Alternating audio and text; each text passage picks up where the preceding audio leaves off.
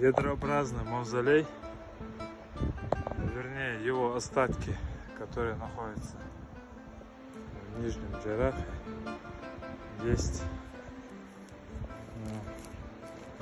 множество фотографий исторических,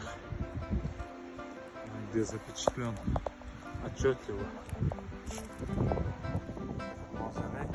К сожалению, в наши дни остался только южный, немного юго-восточный угол внутренней части мавзолея.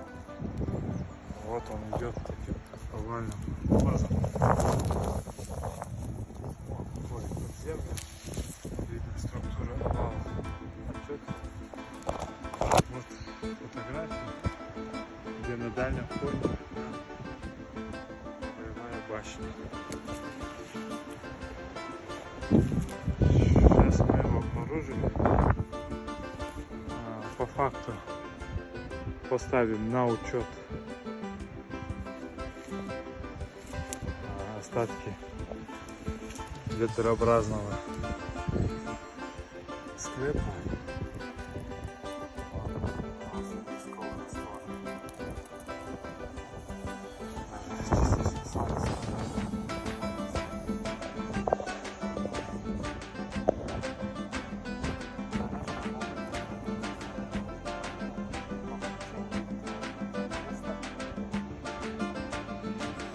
Будем стараться